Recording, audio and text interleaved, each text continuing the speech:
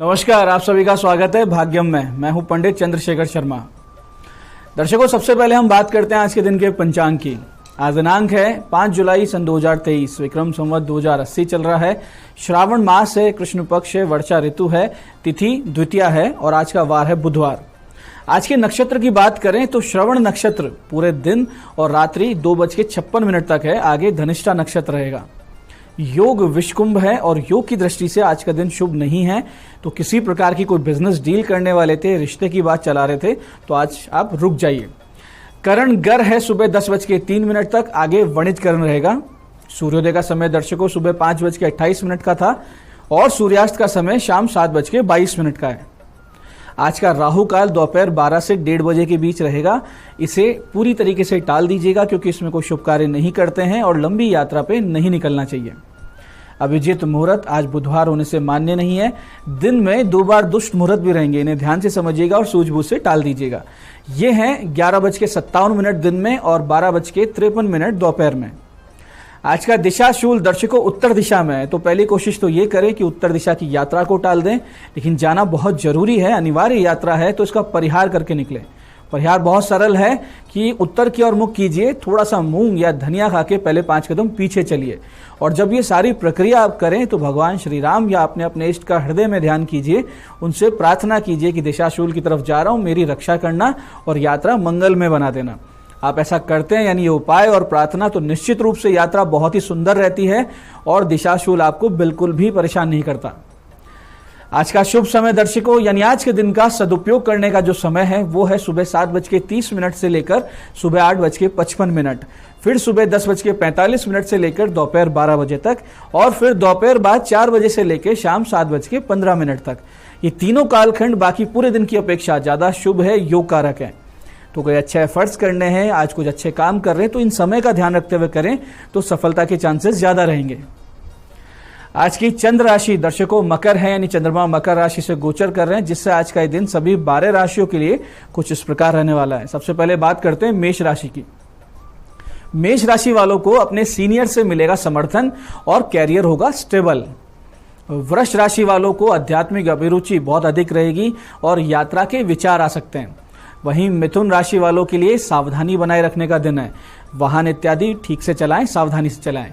और कर्क राशि वाले अपने वैवाहिक जीवन में कुछ छोटे मोटे मनमुटाव विवाद देख सकते हैं।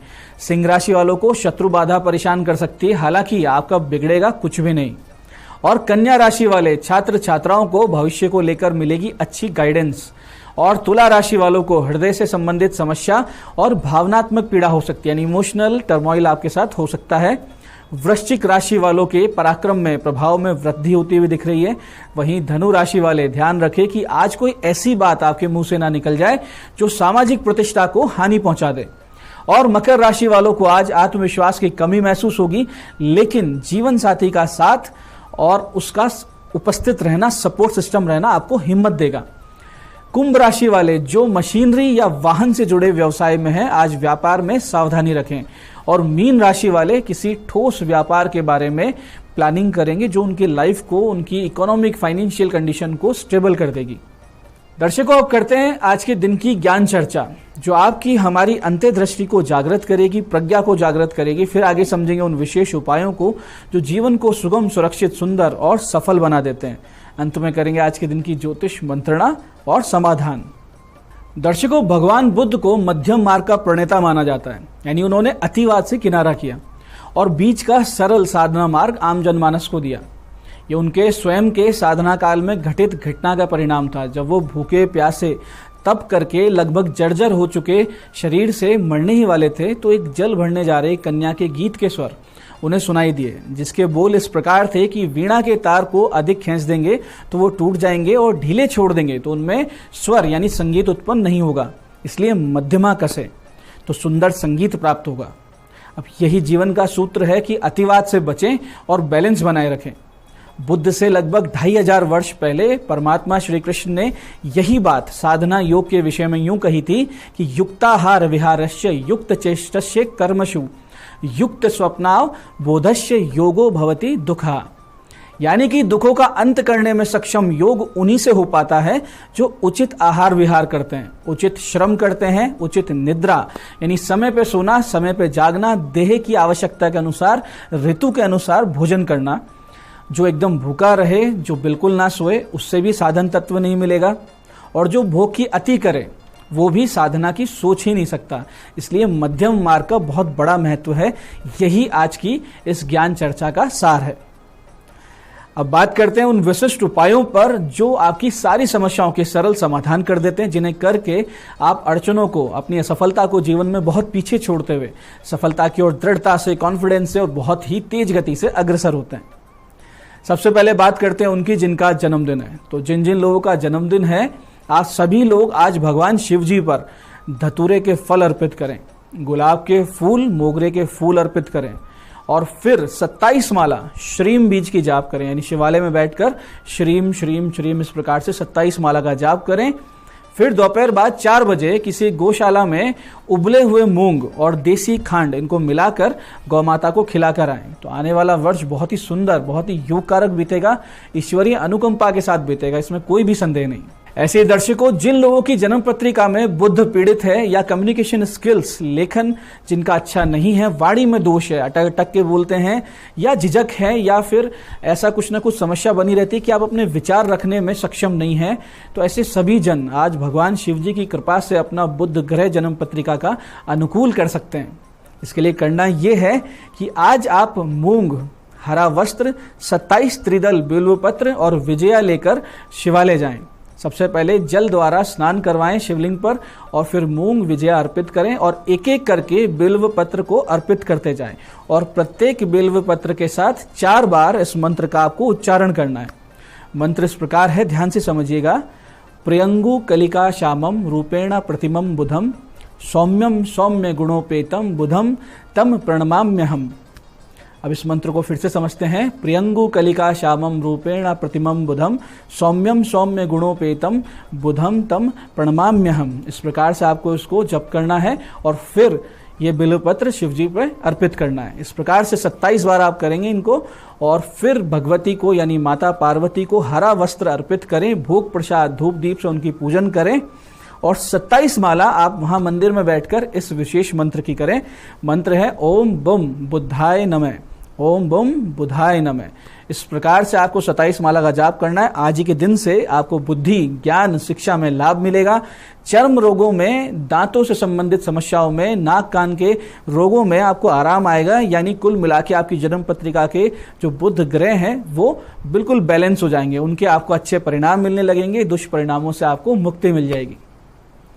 ऐसे दर्शकों, जिन लोगों की कोई मनोकामना बहुत दिन से चली आ रही हो लेकिन उसके पूरे होने के कहीं कोई आसार नहीं नजर आ रहे हो, तो ऐसे में आपको चाहिए कि आशुतोष भगवान भैरवनाथ जी की शरण लें और उनसे अपनी पीड़ा कहें, अपनी मनोकामना कहें, वो निश्चित रूप से पूरी करते हैं। इसके लिए आज आप एक विशिष्ट उपाय करें। आपको ध्यान से समझना है इस उपाय को। इस उपाय के लिए कुछ सामग्री चाहिए। इसमें चाहिए 4 चम्मच सौंफ, 2 चम्मच लौंग, इलायची, दोनों को पीसकर बनाया हुआ पाउडर, और इनको मिलाएं 1 किलो आटे में, और पाव भर यानी 250 ग्राम देसी खांड, और फिर इतना पानी मिला लें कि इन सारी सामग्री को आटा गूंथा जा सके। अब इस आटे से सिर्फ एक बड़ा रोट बनाना है आपको, यानी एक बड़ा रोट बनेगा। इसका जो रोटी से बड़ा होता है एक ही बनेगा। और जब ये रोट बन जाए तो उसमें थोड़ा सा सरसों का तेल इस पर चुपड़ दें, और रोट के ठीक बीचों बीच सिंदूर से एक तिलक कर दें। अब भगवान भैरव जी के मंदिर जाकर भगवान को धूप दीप अर्पित करके ये रोट भगवान के सामने अर्पित करें, और 11 पाठ भैरव नामावली के यानी कि अष्टोत्तर शत नाम स्तोत्र के करें, और उनसे अपनी मनोकामना कहें। फिर ये रोट लेकर इसके टुकड़े वहीं मंदिर में बैठ के करने हैं। तिलक वाला एक जो टुकड़ा है वो सबसे पहले एक श्वान को खिला दीजिए जो नीचे मंदिर से उतरते ही मिले, और फिर एक बड़ा टुकड़ा पीपल के वृक्ष की जड़ में दबा दीजिए, और बाकी जो छोटे छोटे टुकड़े हैं उनको एक एक करके श्वानों को खिलाते आइए और अपने घर आ जाइए। लेकिन एक टुकड़ा आपको बचा के रखना है, जिसे घर लाकर एक लाल वस्त्र में लपेटकर कहीं सुरक्षित स्थान पर रख दें। निश्चित रूप से दर्शकों, निश्चित रूप से आपकी मनोकामना सिद्ध हो जाएगी, इसमें रत्ती भर भी संदेह नहीं। अच्छे काम के लिए, अच्छे मनोरथ के लिए इसका प्रयोग करें तो भगवान भैरवनाथ बहुत ही प्रसन्न भी होते हैं। तो ये थे आज के वो विशिष्ट उपाय जो आपके बुध ग्रह को ठीक करेंगे, मनोकामनाएं पूरी करेंगे, समस्याओं से आपको बाहर लाएंगे। अब बात करते हैं आपके सवालों की। आपके सवालों में आज हमारे पास जन्म पत्रिका आई है हमारी दर्शक रश्मि राठी जी की अजमेर से। 26 सितंबर सन 2000 का इनका जन्म है। सुबह 9:23 का प्रश्न किया है, कैरियर किस क्षेत्र में हो। देखिए रश्मि जी, आपके लग्न में स्वराशि का शुक्र है बुध के साथ, एकादश में लक्ष्मी योग युक्त मंगल चंद्रमा है और नवमांश कुंडली में जो आपके ग्रह हैं उनकी स्थिति का आकलन बहुत ही अच्छा है। तो ये सब चीजें ये दर्शा रही है कि आप बैंकिंग, फाइनेंस, सीए, सीएस या एमबीए जैसे क्षेत्र में अपना कैरियर बनाएंगी और बहुत अच्छा कैरियर बनाएंगी। आपको शनि के 7 गुना जाप अवश्य करवा लेने चाहिए ताकि अध्ययन जो आप कर रही हैं या जो आपकी एजुकेशन रही है, डिग्री है, उसका पूरा लाभ आपको मिले और कहीं भी जीवन में निर्णय लेने में आपसे किसी प्रकार की चूक ना हो जाए। ये आप कर लेंगी तो भविष्य बहुत ही उज्जवल है। आज की दूसरी जन्म पत्रिका हमारे पास आई है हमारे दर्शक विकास गुजर जी की करौली से। 12 फरवरी सन 1999 का इनका जन्म है, दोपहर 1:15 का। विकास जी ने पूछा है कि सरकारी नौकरी का योग बताइए। देखिए विकास जी, आपके शिक्षा के क्षेत्र में या बैंक के क्षेत्र में आपको प्रयास करना चाहिए। पत्रिका में भाग्य का मालिक शनि नीच राशि में, तो आप शनि के 7 गुना जाप अवश्य करवाइए और एक नीलम पहन लीजिए, तभी आपका करियर सही तरीके से ट्रैक पर आएगा और सेटल हो पाएगा।